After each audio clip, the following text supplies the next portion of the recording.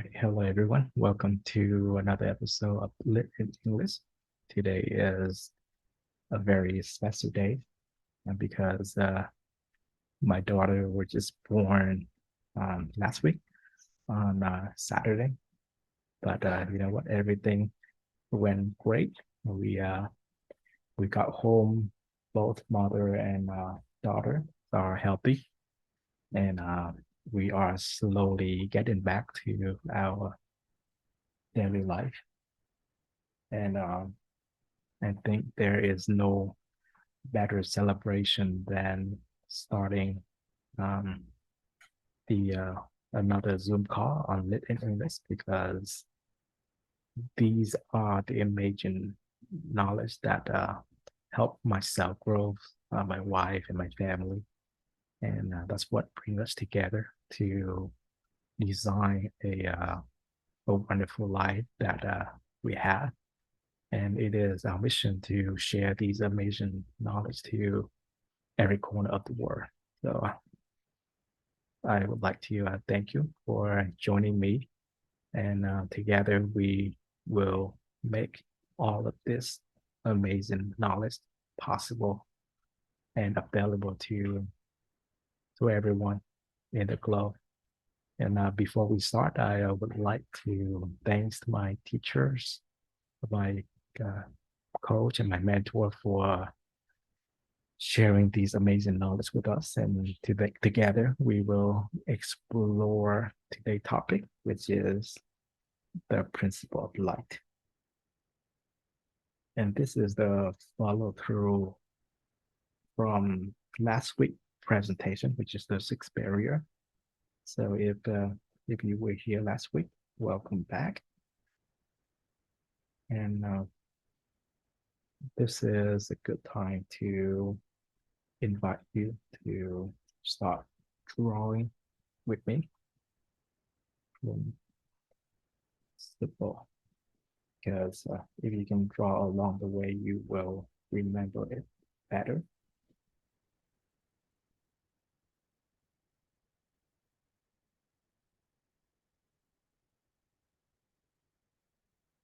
All right.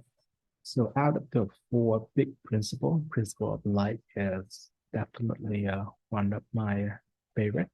It helped me understand the how to be proactive, and it is based on one very simple example. So I would like to invite you to draw a rectangle, and this is the representation of a dark room.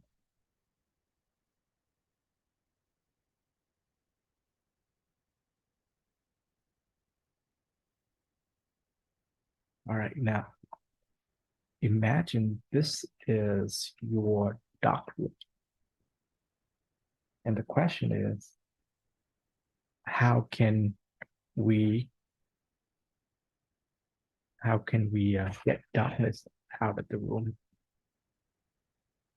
And there are two options that we can choose from. The first option is to try to remove the darkness, trying to get darkness out of the room.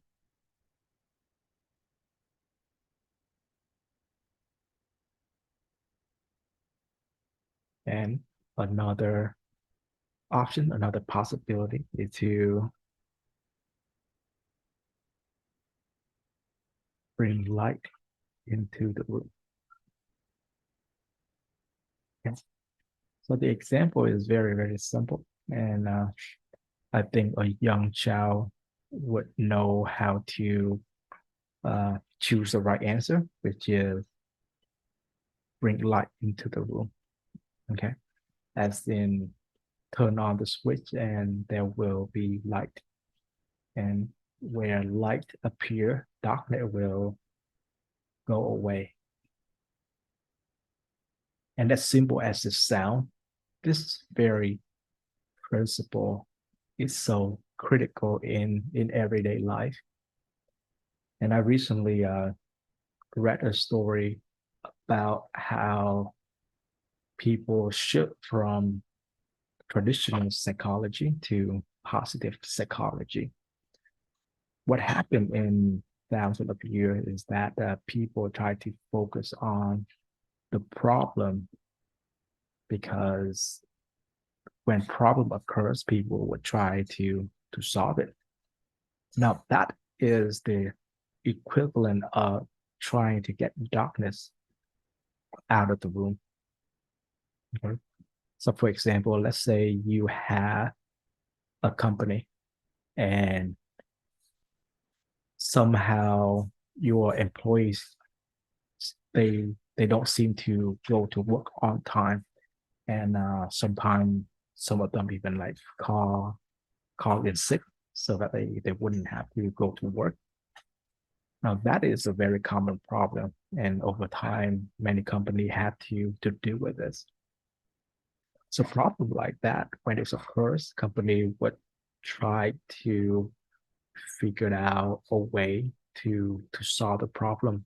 They would start to do like a clock in, clock out sheet. They even try different type of app, but the problem continued to occur. So that is very much similar to the action of trying to get darkness out of the room. Okay, so the dark room is the equivalence of the many problem that would occur. Now, so the researcher was looking at this problem, and they have tried really hard to fix the problem, but they couldn't fix it. And they noticed that the more effort that they put in trying to solve the problem, the more problem will present itself. So they change their strategy and they do something differently. They decide that instead of focusing on the problem, they are now focusing on what works. And they talk to the employees, they talk to the manager, the owner of the company, and they ask everyone to write down what works rather than what doesn't work. And they realize that things works when they create a good working environment where their employee actually want to go to work, and they focusing on making what works possible to encourage people to make friends at work. They encourage team activity.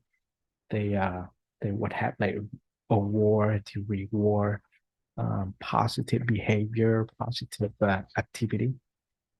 And after a while, they realize that teamwork increase, productivity increase, and people tend to go to work on time, and everything eventually getting better.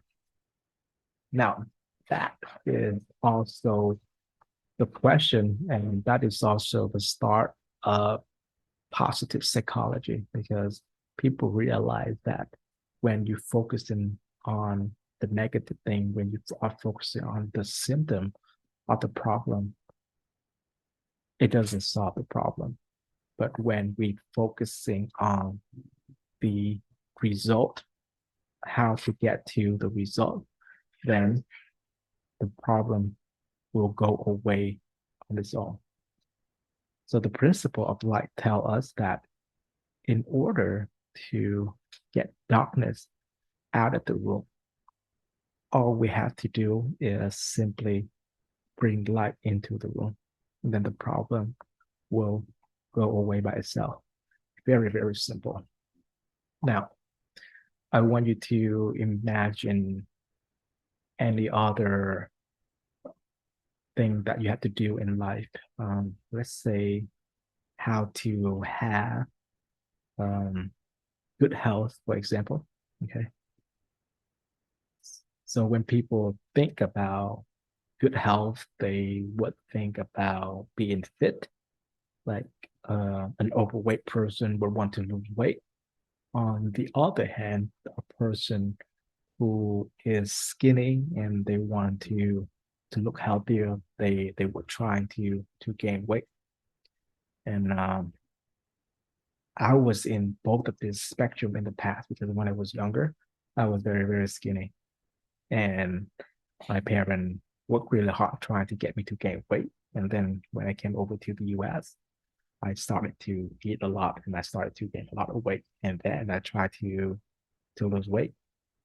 But you see, by focusing on the problem, which is not having the correct weight that I have in my mind, it doesn't solve the problem because my body weight is keeps shifting from being underweight to being overweight. And I wasn't sick, but I wasn't healthy. So instead of focusing on the problem of whether I was overweight or underweight, I shift my attitude toward health. And I asked the question, how can I be healthier? What can I do to be healthier? And then I looked back to my past and I figured out that there are activities that make me feel healthy. And some of them would be exercise twice a week at least, eating more vegetable, right? And have a great relationship with the people that I love. And by focusing on doing things that make me feel better, it actually slowly giving me the health that I need. And being healthy can have like so many different meanings. And one of the accomplishments that I got in the past year was that I was able to swim 4 kilometer in the ocean, and I was able to run 21 kilometer marathon. And it's not just like any marathon; it's a beach marathon, which means the resistance of the sand is way more than the regular runway. And to be very honest, I didn't think that it was possible. All I knew is that it was possible, and I was focusing on what I can do best to get to my goal, which are exercising regularly, go to swim exercise. And it didn't matter. It didn't matter that I couldn't swim 1 kilometer. In fact, I couldn't even swim 100 kilometer without taking a break. But I still doing it because I knew that by focusing on what works, it will help me reach the goal that I want. And by doing that, I was able to swim 4 kilometer, not two. The original goal was 2 kilometer nonstop, but I was able to do twice of that. So this is the very, very foundational principle that you can apply to anything. Now, another amazing um, part of the principle of life that I would like to share with you is let's draw a house right above the room. Okay. And I was so glad that when I first learned of this knowledge, it's such a huge game changer for me. So all my life, right, I try to figure out what I can do to live a better life. And similar to the dark room, I keep on seeing problem. And I realized that all of the people around me, they all seem to just trying to fix their own problem. And after they fix on one problem, the next one occurs. And they don't seem to know what to do. But thanks to my teacher, he uh, he shared with us that you know what, even though there are many problems across in life, if we were to simplify it down, there are actually only four categories. And the first one is inner self.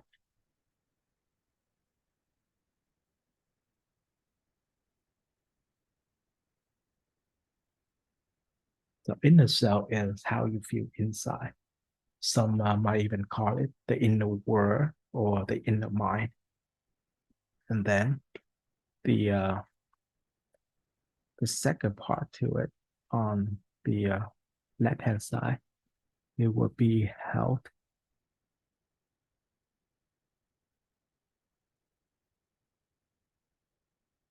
And on the right hand side, we will have relationship.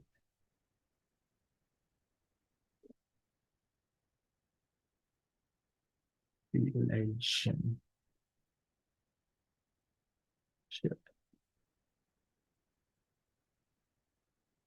And then up top, I would like to invite you to draw some dollar sign, and this would be finance.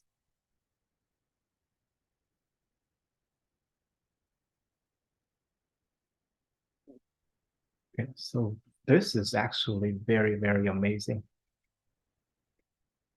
because in the past I didn't realize that it is this simple. Okay, and now I would like to repeat the lesson that I learned again. So in life, even though we face a lot of problems, even though we face a lot of challenges, but if you can just simplify the problem into four categories, then all of the problem either fall under inner self, or is it will be fall under health, or it will fall under relationship, or it will fall under finance. Only one of those four, or the combination of the four. And what I mentioned earlier about the dark room was my journey of finding good health. And let's use that for an example. So when I was young, I was very underweight, and I was trying really hard to get to like to gain more weight so that I can be as big as my classmates, as my friends. And because of my health, it has a direct influence on the way that I feel inside. Okay. So because of my health, I was very conscious of uh, of how I feel inside, and because of the image that I wasn't fit, that had a lot of influence on my relationship. And health also had direct influence on finance as well, because without good health, it, even though I was younger, but the way the financial part is very limited on what I could do. And because of the finance, it's also have influence on my relationship. And all of this are interconnected, because if you can think about like your situation, or anybody's situation, when someone with a good financial stability, they can use that wealth to take care of their health, for example. And they can also, because they have good finance, they can also build a relationship. But often it is not about what you know, it's about who you know. So good relationship can also help you build wealth, right?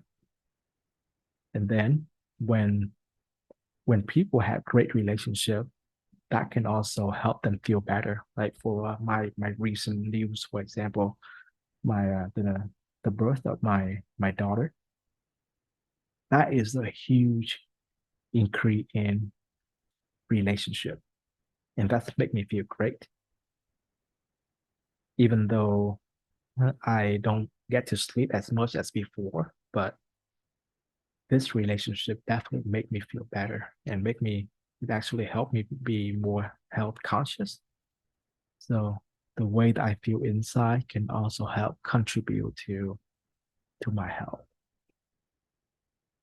And of course, relationship, as I mentioned earlier, also have a direct influences on health, and health also have the direct relationship with relation, and the same goes for finance.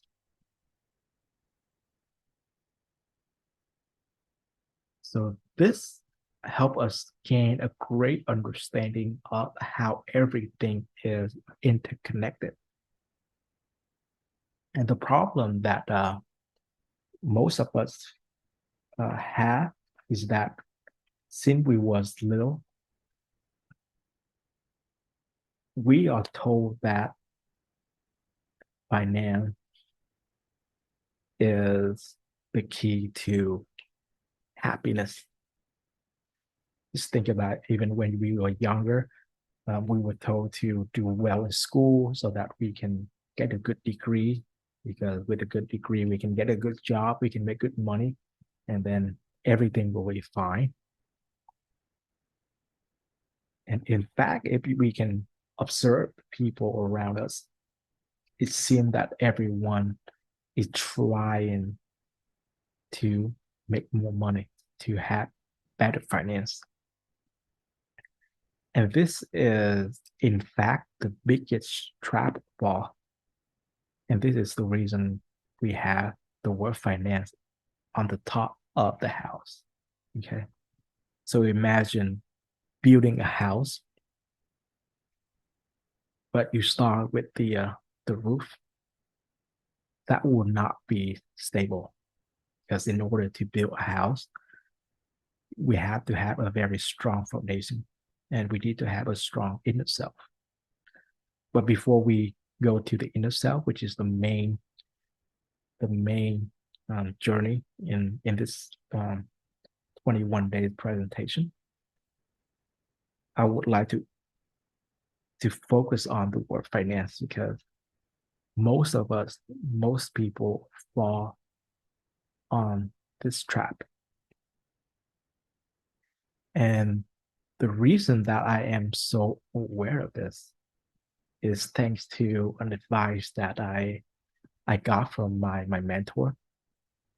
So when I was in my early 20s, I, uh, I needed to decide my major. Like I need to pick a major for my school. I need to choose a path on what I want to do in life.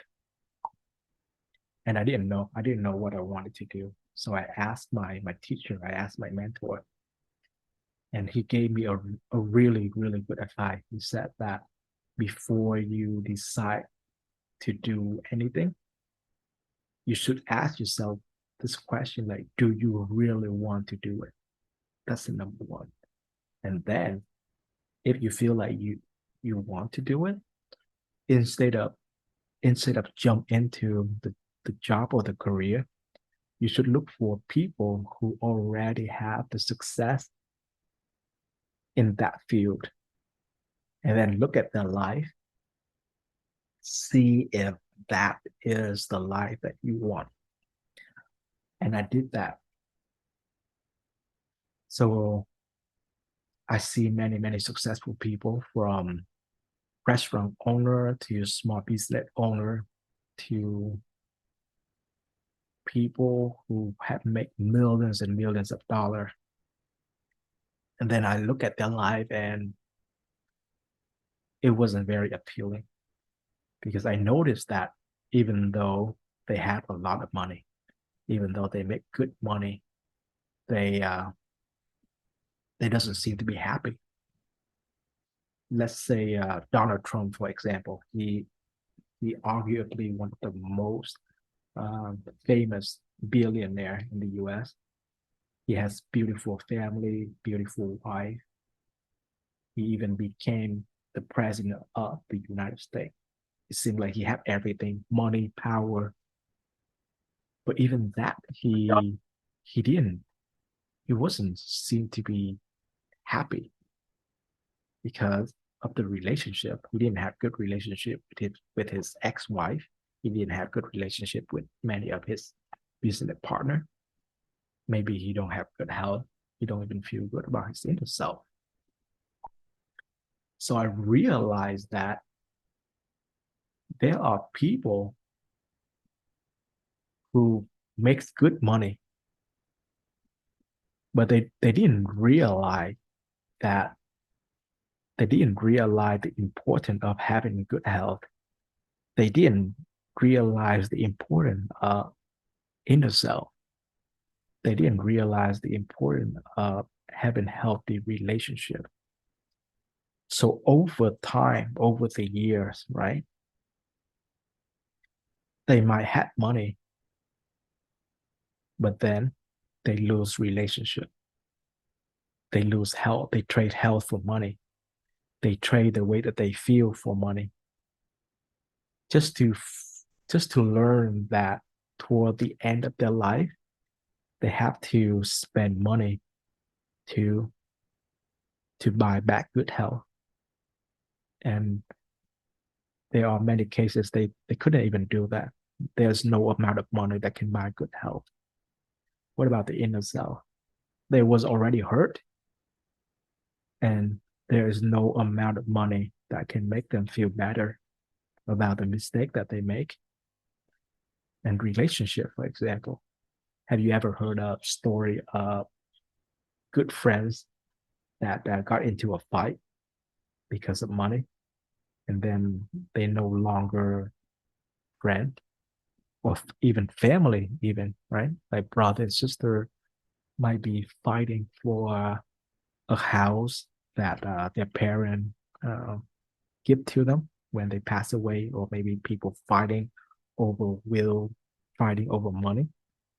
And whether you win or lose in that situation, the relationship is gone. Okay. So I know that there are cases that people don't even have finance, they don't even have good relationship, they don't even have a good uh, inner self, they don't even have good health. But there are many, many cases, and I want to emphasize on this point here. If you just take a moment and have an observation, that you will notice that many people that you have know of who have good finance, okay, they can be a millionaire, a billionaire even. But if you can observe the end of their life, you might come to a realization that I have, that they actually sacrifice their relationship for finance. They actually sacrifice their health for finance. They actually sacrifice their inner self or inner health for finance. Okay, let's look at health, for example. I live in the US, and there is a large community of Vietnamese people who do nail. They make really good money, but they don't really have time to eat because they always have to serve customer. So yes, they make good money, but they sacrifice their health. They have to like smell chemical all the time. So they trading their health for finance. They don't even have time to eat food on time. And that is very, very common. I have so many friends who are in that business. What about inner self? It's strange that doctor, okay, like doctor, Medicare people, people who work in medical, they they actually don't have good health, and often they are very stressed out because they have to deal with patients all the time. So they make good money, but each day they have to deal with stress, right? What about a lawyer? Okay. Like Vietnamese people or Asian people, they always want their son and daughter to be a doctor or to be a lawyer. What they don't understand is that working as a doctor or working as a lawyer, those are very stressful jobs. And almost all the time, they are trading how they feel inside. They're trading their inner health and their inner self for money. What about relationship? I already touched on this earlier about family relationship, even business partner. Okay. So if one person doesn't have the integrity for business, then they often lose that relationship. Let's use the example of restaurant because I used to own like restaurant. So and I have good relationship with my customer, but there are some customer that let's say I was just tired that day, so I didn't treat them right, or somehow the relationship, the bond between the customer and the restaurant wasn't there. So I might make money during the holiday, for example. Yeah, a really good example would be Valentine Day. So Valentine is one of the best selling day for restaurant because people would go out to eat. But because of the fact that the demand was so high, and if you wasn't prepared, then people will not be happy. And in fact, at least one in the many restaurants that I helped build, they failed to be prepared for Valentine. So during the Valentine Day, some of the regular of the restaurant come in and they didn't get the service that they want. So even though the restaurant make good money on that night, but they lose the relationship and the customer wouldn't come back. Okay. And there are so many examples that you can think of. And what I'm emphasizing here is just because you are doing well in any of these category, it doesn't mean that you have a balanced life. It doesn't mean that you have an overall holistic life because you might be trading one for the other. You might be trading relationship for finance. You might be trading finance for relationship. Okay. You might do things that make you feel good, but that would hurt relationship. Or you might decide to go an extra mile to build relationship, but that kind of like make you feel bad inside. So all of this, they are all interconnected. And understanding this instead of focusing on one, our teacher recommend us that we need to work on all four of these categories at the same time. Okay. It is very important to work on all four of this category. And this is where I would like to introduce you to a term called proactive.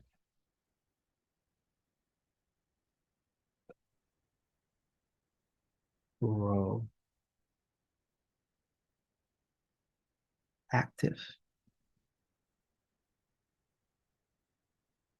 Okay. So being proactive is like bring light into the dark room. Okay. So instead of focusing on darkness, we want to bring light into the dark room. And when light appear, darkness will disappear. So when it's come to finance, relationship, inner self, and health, we want to be proactive. We want to do things that can make us healthier. We want to do things that can make us feel good inside. We want to make things that can build relationship. And of course, we want to do things that can help us increase in finance. So we want to be proactive instead of reactive.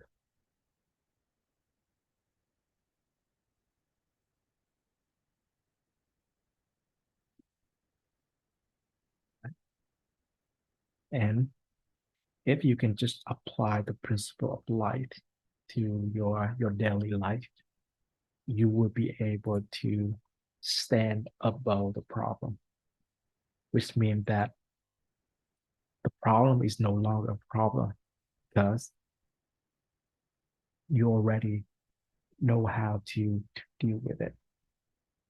So it is almost like um, it's almost like we lit up a candle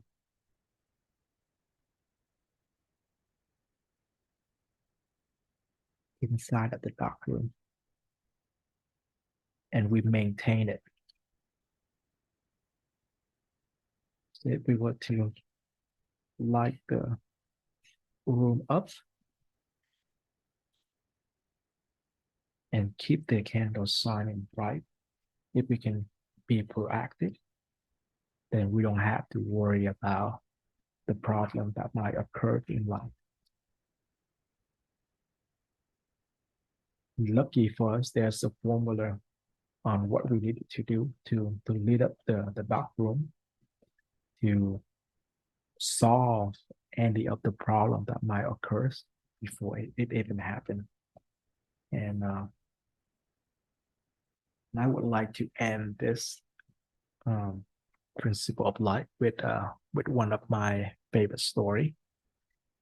And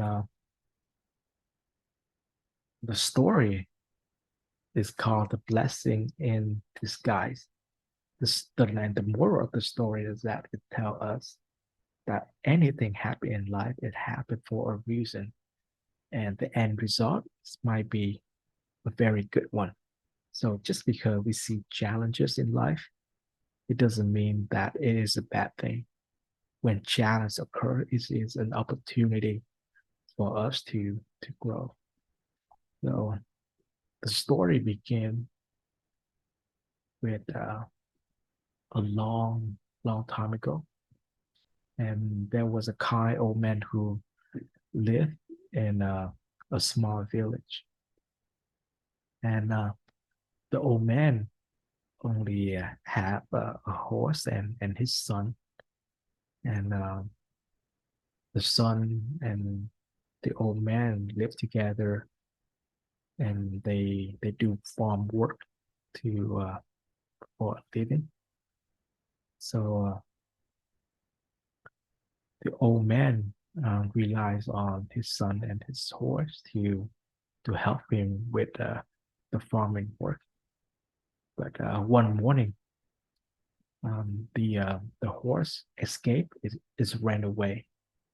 So the horse is no longer there, and the villagers started to come over and comforting the old man. They told him how sorry they was that such thing happened. It was such a bad luck. But strangely enough, the old man wasn't upset. He he explained to his neighbor that losing the horse wasn't necessary a bad luck because there was no way for him to predict that the horse would escape. It's happened, and there's nothing that he could be done about it. There's no reason to be upset, said the old man. And the neighbors soon realized that there was nothing that they could do to help get the horse back. And so they all go home. A week later, the horse come back, and strangely, the horse brought back with him another horse, and it wasn't just any horse. It was a very very valuable black horse, like a wild horse, and that is amazing because all of the all of the wealth that the old man had was based on the value of the one single horse that he had. But now that he had an extra horse, his wealth literally increased twofold. So the villager again um, come over and they congratulate the old man, saying how lucky he is to now that he has two horses. You know, he can use one and his son can use one. But the old man only smiled and said, "We will see." So a short time later, the son was trying to tame the horse to get the horse to do farm work, but instead the horse kicked the leg, and the son fell over and broke his leg. And the son, with the broken leg, couldn't help around the house much anymore. And the neighbor was they were so sorry, and they came to the old man and tried to give their sympathy of how such a bad luck uh, has befallen on the old man and his family. And the neighbor even suggests that the old man should sell the horse because the horse is such a bad luck, you know. But the old man said that he would not do that. He said that they should not feel sorrow for the son, and he don't even feel any anger toward the horse. It was just an accident that could not be predicted, and there's nothing that they can do. And the uh, the neighbor thought that the old man was crazy, and they decided to leave him alone. 2 months later, 2 months after the accident, the country go to war, and all of the enabled young men was get drafted to go to the war, but the son was the son of the old man didn't have to go because he got a broken leg, and all of the young men who got drafted to join the war, none of them come back, and the villagers started to say how lucky the old man was to still having his son with him. He's now have two horses, and they can live happily together. So that is the story of a blessing in disguise. Now, the moral of the story here is that just because something bad happened, it doesn't mean that it is bad. It might be a blessing in disguise. Okay. Just because the horse ran away, it doesn't mean that it is bad luck. Because if you were to stop it right there, then it is bad luck. But if you can just wait a little bit longer, then you will see that the horse bring back another one.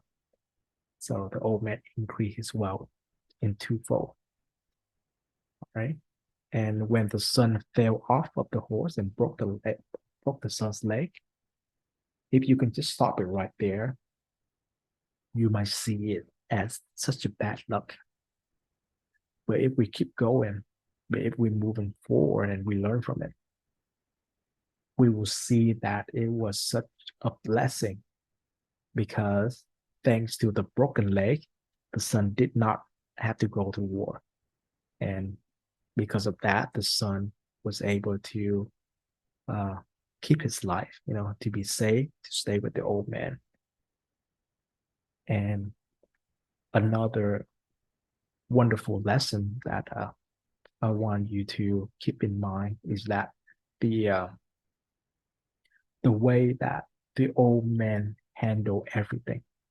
Okay, the old man is not just an old man, an old man is a very wise man. He lived a long time and he know what is important and he know what is not. So if we were to looking at the house here on the the four important category, we will notice that the difference between the old man and the villager is that the old man had a very strong inner self. He understand how it feel inside, and he know how he can have a strong belief, and that belief can help him acquire the outcome that he wants. So similar to the principle of light here, instead of focusing on the darkness, instead of focusing on getting the darkness out of the room, the old man is focusing on what worked. He focusing on the light. And by focusing on the light, the problem solve itself. All right. So similarly, in all four categories of problem that might occur in life, when we learn to be proactive, when we learn to bring light into our dark room, then your life will literally transform. And that, my friend, is the power of the principle of light. So once again, that's reached the end of the presentation. And I would like to thank you for joining us today. You know, I know this week is very special because we welcome our daughter Bella Luna, but Zoom like this, our weekly Zoom like this, is very special to us as well because thanks to this type of principle, it is the guiding light for us to have a good life, and it is a great reminder to focusing on what work, focusing on the important thing in life, like the inner self, like health, like relationship, like finance. So, um, but yeah, that is it. That is the end of the presentation. Usually, I would be open for question and answer, but you know, let's do that for next week. And I would like to thank you for joining us today. And I will see you next week. All right. All right. Goodbye, everybody.